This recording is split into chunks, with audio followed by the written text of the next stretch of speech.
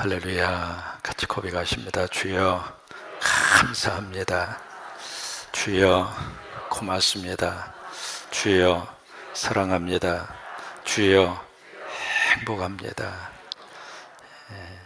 제가 오늘부터 2박 3일 동안 우리 기장안에 속한 전국 장로님들의 전국 대회가 있습니다. 우리 최 장로님이 우리 군산노회 회장님이시고 또 우리 송 장로님도 함께 참여하시는데 잘 다녀오시라고 여러분 박수 한번 해주셔요.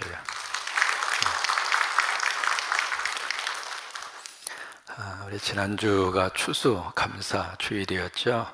거기에 예수님 앞에 돌아와서 감사한 사마리아 사람, 그 사람에게 마지막 주님은 너무 큰 축복을 선언하세요. 일어나 가라. 너의 믿음이, 이제 그 믿음이 무슨 믿음이냐면 기도하는 믿음도 훌륭하고 순종을 통해서 기적을 맛보는 믿음도 참 훌륭하지만 감사하는 믿음, 이제 그 믿음을 주님께서는 오늘 우리들에게 보기를 원하세요. 그 감사하는 믿음을 가진 그 사마리아 사람에게 너의 구원이 이르렀느니라. 이제 그것을 보면 믿음 생활의 마지막 결론이 감사합니다. 이제 오늘 하루도 여러분 감사하고 사시기를 축복합니다.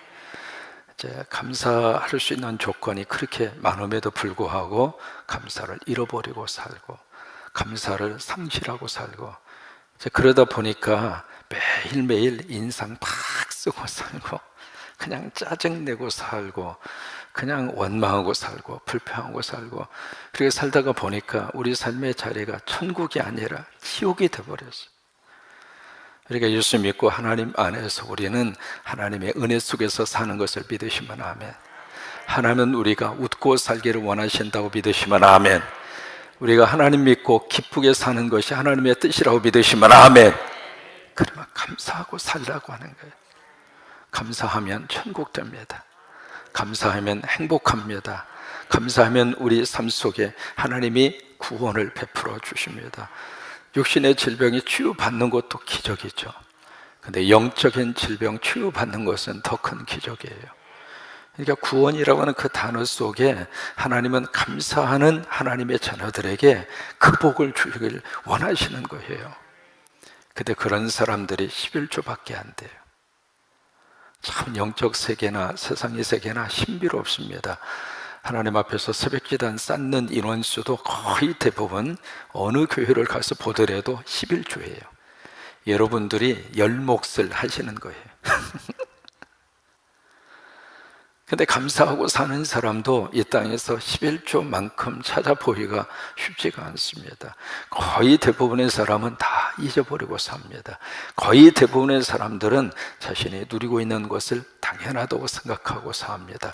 그러나 우리는 은혜 받을수록 하나님 앞에 나와서 예배 드릴수록 이게 당연한 것이 아니구나, 하나님이 주신 은혜구나, 하나님이 주신 축복이구나, 하나님의 특별한 우리를 향하신 하나님의 역사하심이구나, 그것이 깨달아질수록 이것도 감사하고 저것도 감사하고 아내에게 감사하고 자식에게 감사하고 성도들에게 감사하고 아멘할 수 있는 것도 감사하고.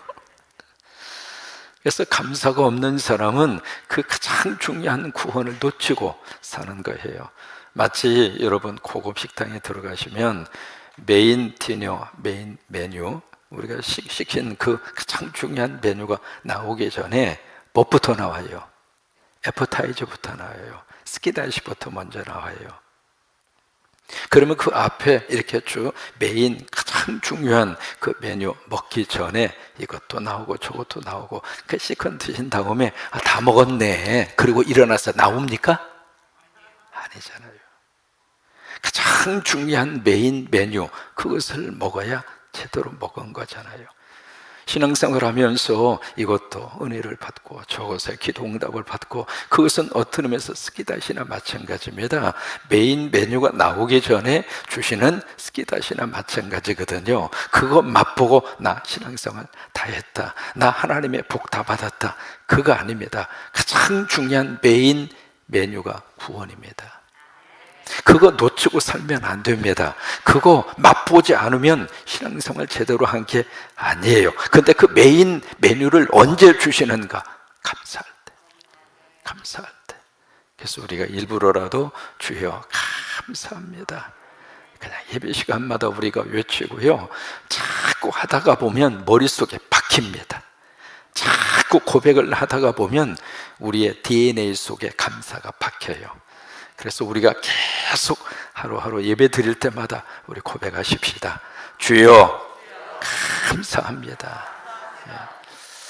오늘 이제 엘리후라고 하는 사람이 오늘 37장을 통해서 마지막으로 끝납니다.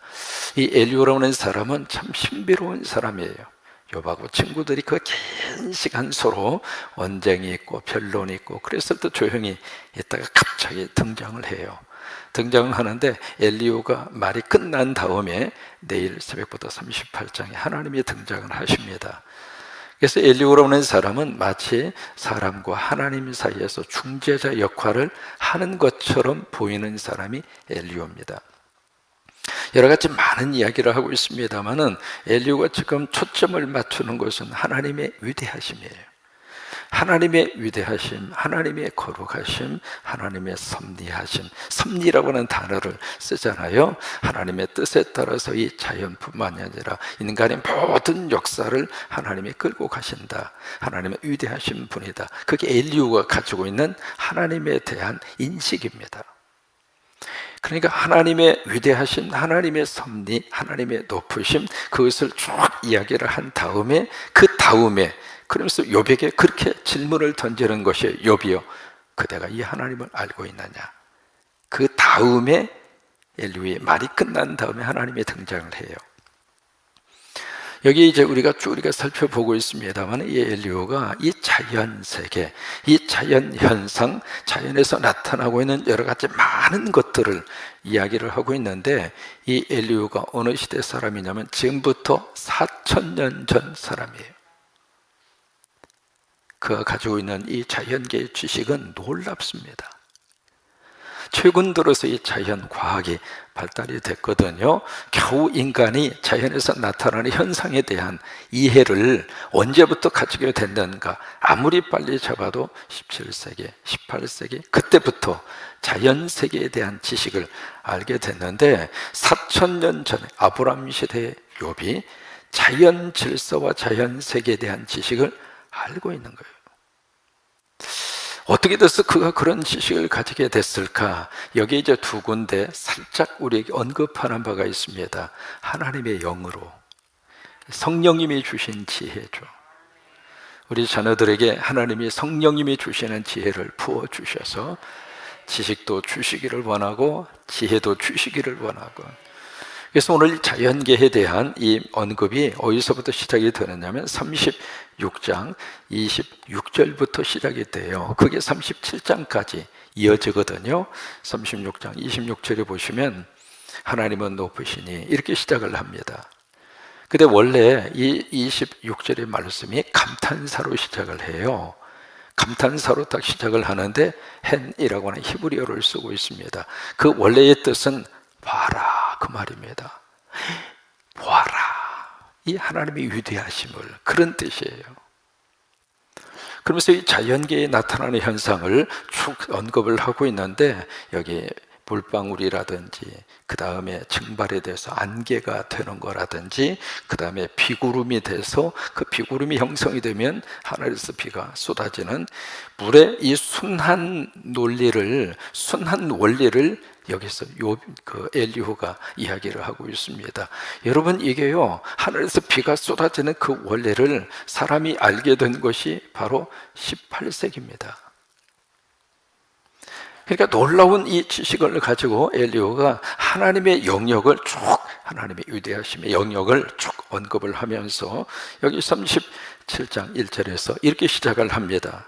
1절 같이 읽습니다. 이로 말미암아 내 마음이 떨며, 이로 말미암아는 뭐냐면 앞에서 언급을 한 자연 섭리입니다.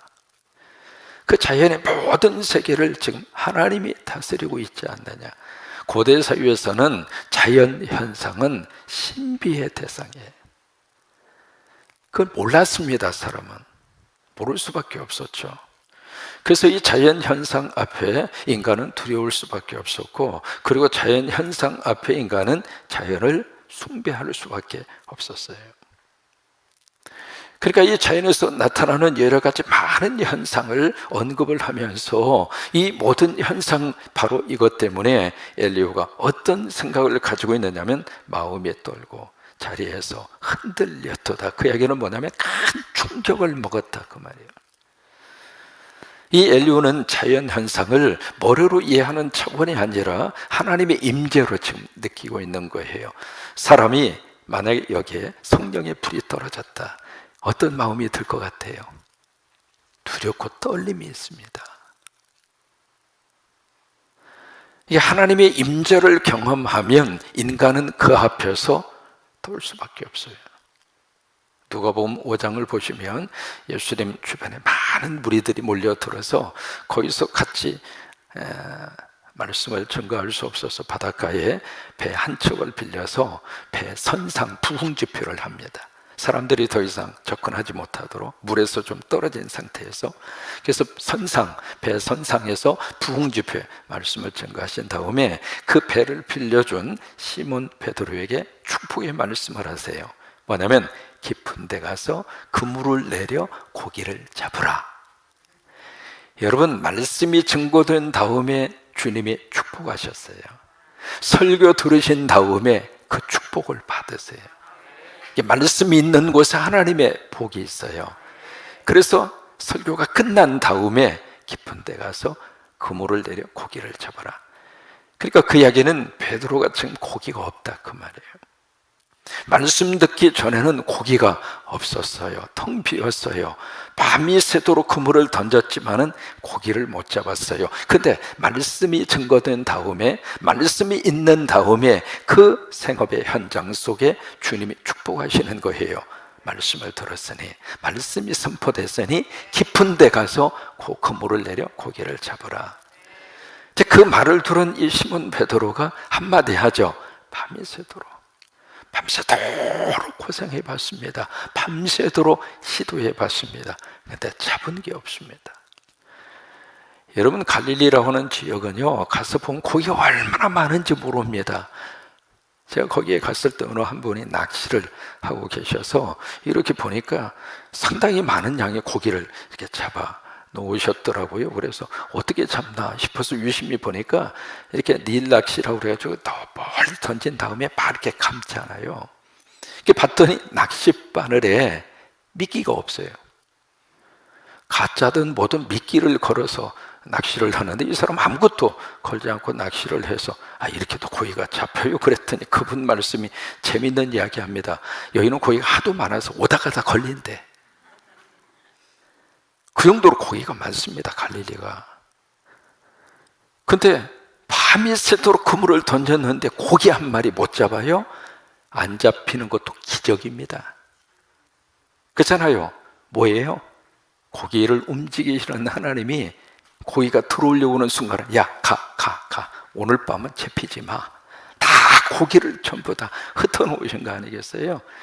되는 것도 기적이지만 안 되는 것도 기적이에요.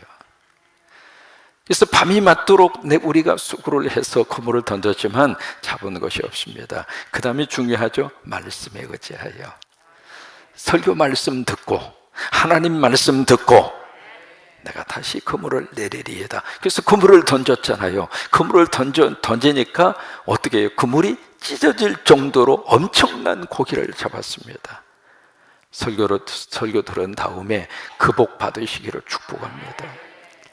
그래서 동무들이 와서 막 혼자서는 어찌할 수 없어서 막 그 그물을 당기고 그래서 고기를 잡는데, 그 모습을 본 이 베드로가 주님 앞에 와서 어떤 행동을 보이는가? 무릎을 꿇습니다.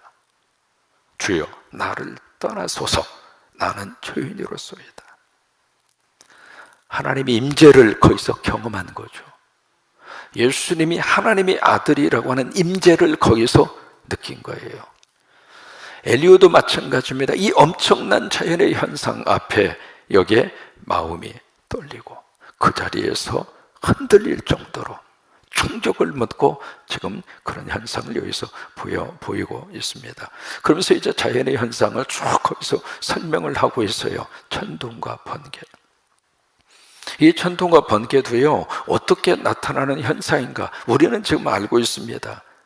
초등학교만 가서 공부를 하더라도 이게 자연계의 하나의 현상으로 전기가 플러스 마이너스가 있는 것처럼 구름에도 전기장이라고 하는 게 있어서 플러스 마이너스가 있는데 그 플러스 마이너스가 이 땅에 있는 전기하고 서로 부딪혀서 거기서 번쩍해서 나오는 것이 번개고 소리가 나오는 것이 천둥이다. 이게 이제 초등학교만 나와도 그것을 우리들이 배운단 말이죠. 재미있는 말이 있습니다. 엄마하고 아이가 손잡고 이렇게 가는데 막 천둥을 치고 번개가 치니까 그때마다 애가 싹 돌아서서 씩 하고 웃는 거예요. 그래서 엄마가 너 지금 뭐하니? 그랬더니 애가 지금 하나님이 내 사진 찍고 계시잖아요. 사진 찍을 때 번쩍하잖아요. 그런 것처럼 아이니까 천진난만하게 그렇게 생각을 한 거죠. 어른이 그런다고 생각하면 에휴 공부 좀 하지 그것도 몰라 그럴 거예요 아마. 근데 그 당시에는요 천둥과 번개가 어떻게 치고 번쩍이는지를 모르는 시절입니다. 근데 모르는 그 시절에 이 엘리야는 이렇게 쭉 언급을 하고 있습니다. 그러면서 5절에 그렇게 이야기를 해요. 하나님은 놀라운 음성을 내시며 우리가 헤아릴 수 없는 큰 일을 행하시느니라. 그게 뭐냐면 하나님이 이런 하나님이다. 그러니 욥 당신이 이 고난 당하는 거 당신이 이거 어떻게 알 수 있느냐? 하나님이 하시는 그 일을 당신이 다 이해할 수 있겠느냐? 하나님이 하시는 그 일을 당신이 전부 다 그것에 대해서 머리로 그것이 풀리고 그것이 당신의 생각대로 다 알 수 있는 영역이 아니라고 하는 거예요. 그러면서 여기에 이제 몇 가지 더 설명을 하고 있습니다. 6절에 보시면은 폭설이 내리고 그 다음에 비에 대한 이야기를 하죠. 그러면 폭설이 내리고 엄청난 비가 내리면 사람이 할 수 있는 일이 있어요, 없어요? 없습니다. 미국의 엘로스톤이라고 하는 세계적인 국립공원이 있습니다. 거기에 가면 참 기가 막힌 현상들이 많습니다. 근데 그 엘로스톤이라는 지역에 산불이 났어요. 산불이 나서 이게 다 들어가기 시작을 하는데 그것을 꺼보기 위해서 미국 정부에서 할 수 있는 모든 첨단 장비와 그리고 이제 주 방위군까지 동원을 시켰습니다. 근데 이 영역이 너무 커서 끌 수가 없는 거예요. 무려 3년 동안 산불이 계속해서 탔습니다. 어떻게 껐는가? 그 해 겨울에 폭설이 내려서 꺼졌어요. 사람이 할 수 있는 일이 많다고 생각하지만 자연의 현상 앞에서 인간이 할 수 있는 일이 없어요. 그 이야기를 엘리후가 언급하고 있는 겁니다. 참 신비로운 일들이 자연 현상에 굉장히 많습니다. 동남아 지역에 쓰나미가 나타나고 해일이 나타나서 그때 엄청난 사람이 죽었잖아요. 근데 거기 보니까 신기하게도 동물의 사체는 하나도 발견이 안 됐습니다. 왜 그랬어요? 오기 전에 다 도망갔어. 근데 사람만 그걸 모르고 엄청난 쓰나미와 해일이 덮치는데 사람만 그거 모르고 좋다고 희덕대고 거기서 수영하고 그냥 마시고 그러다가 휩쓸려서 다 죽었어요. 참 신비로운 이 자연의 세계, 그 자연의 질서, 그것을 지금 누가 운행을 하시는가? 하나님이 하신다고. 사람이 조금 지식을 알고 그거 가지고 교만하고 그냥 어깨에 힘주고 그것처럼 하나님이 볼 때는 어떤 생각이 들겠어요? 아유, 개미가 말이죠, 자기 몸무게의 10배 이상 가는 큰 돌멩이를 끌면서 나보다 이 세상에 강한 사람은 없다. 개미가 그렇게 생각하면 우리가 뭐라고 생각하겠어요? 꼴값하네. 사람의 지식이라고 하는 것은 지극히 작은 것입니다. 그렇기 때문에 알면 알수록 겸손해야 돼요. 뉴턴이라고 하는 사람, 영국의 물리학자 기억하시죠? 아인슈타인 이후에 최고의 물리학자로 통하는 사람이 뉴턴입니다. 그 뉴턴의 만유인력의 법칙, 우리들이 알고 있는 내용이잖아요. 그 뉴턴이 그런 이야기 합니다. 자기가 엄청난 지식과 그리고 엄청난 그 과학 세계를 그렇게 원리를 발견을 하고 발표를 했습니다만은 내가 발견한 것은 그 바닷가에 있는 엄청난 모래사장의 작은 모래알 하나를 내가 발견한 것뿐이다. 바다는 아예 손도 못했다 그 말이에요.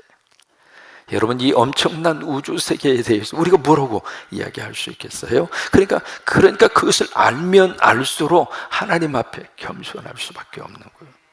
이 엘리후의 말이 바로 그런 내용을 여기서 쭉 설명을 하고 있습니다.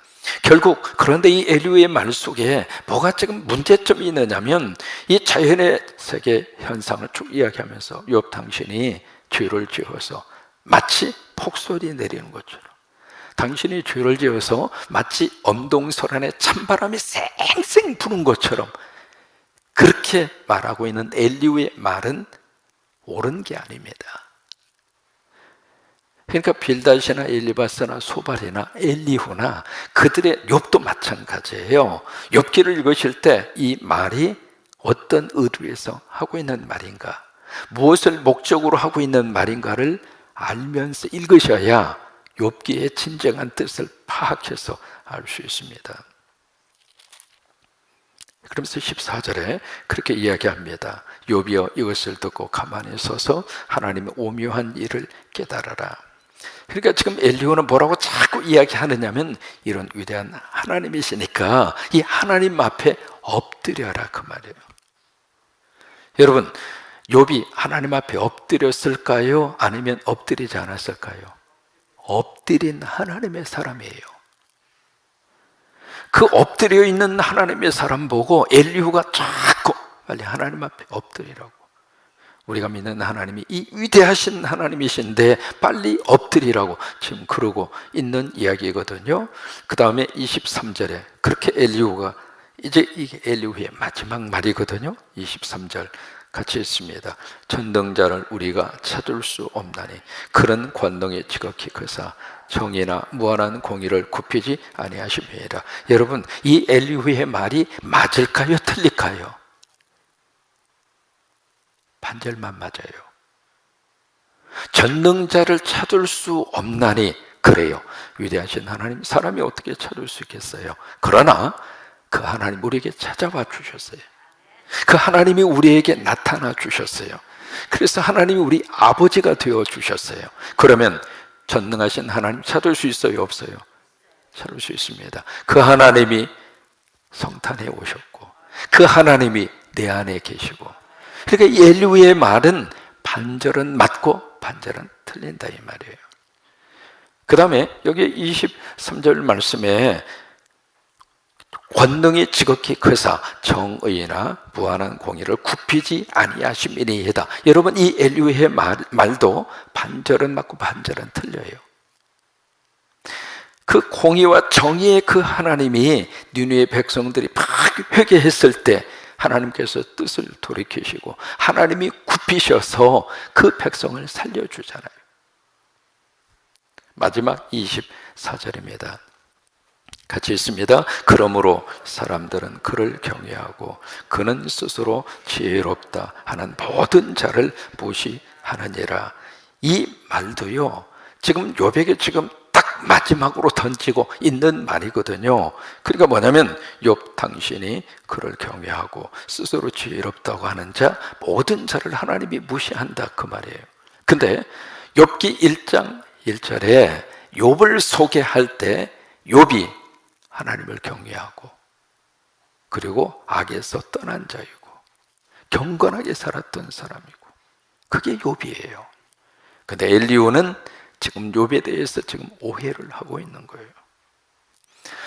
여기 이 엘리후의 말을 들으면서 그런 생각이 듭니다. 구구절절 다 맞는 말이에요. 맞는 말인데 왠지 모르게 섭섭한 기분이 들어요. 사람이 그래요. 살다가 보면은 옳은 말을 하고 맞는 말을 해요.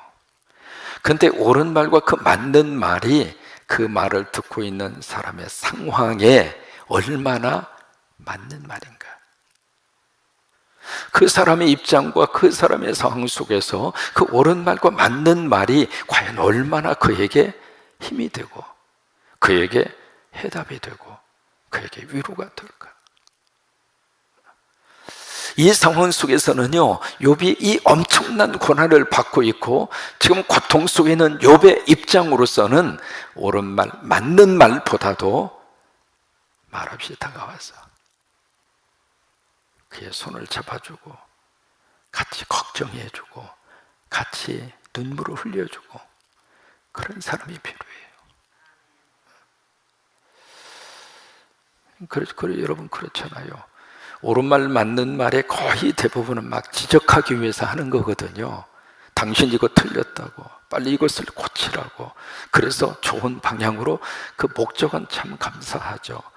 그런데 그 말을 지금 하고 있는 그 순간에 그 사람의 처지와 형편을 조금이라도 기억해 준다면 욥의 입장에 있는 이런 사람들에게 정말로 필요한 것은 말없이 우리 같이 밥이나 한 끼 먹자고. 여러분, 그 밥 한 끼가 진짜로 그 사람에게 필요한 거예요. 오늘 우리들도 마찬가지입니다. 그래서 신앙생활을 하면서 내 생각과 내 판단으로 말부터 하기 전에, 말을 하기 전에 손이 먼저 가고 발이 먼저 움직이고, 여러분 그게 축복입니다. 그래서 안수할 때 그래서 발에다가 안수한 이유가 그겁니다. 우리가 교회에서 믿음 생활하면서 우리 모두가 이 새벽을 깨우는 분들은 우리 교회의 11조예요. 영적으로 여러분들은 이 재단의 11조입니다. 11조로서 우리가 삶을 살아갈 때 다른 어떤 것보다도 말보다 손이 먼저 가고 발이 먼저 가고 그런 역사가 함께 할 수 있게 되기를 주의 이름으로 축원합니다. 이제 내일 새벽부터 이제 하나님이 등장을 하세요. 드디어 하나님이 등장을 하십니다. 이때까지는 욥하고 엘리바스, 소발, 빌닷, 엘리후 해서 5명이 쭉 이야기를 주고받는 그때 하나님은 침묵하고 계셨잖아요. 근데 38장부터 하나님이 쭉 나타나셔서 누구에게 말을 하고 있느냐면 욥에게 말합니다. 욥에게 이야기하고 그래서 42장으로 가면 욥이 회개를 합니다. 회개를 한 다음에 그 다음에 결론이 맺어진 후에 그리고 하나님은 욥에게 복을 주십니다. 그리고 욥기가 끝납니다. 내일 새벽 다시 만날 수 있기를 바랍니다.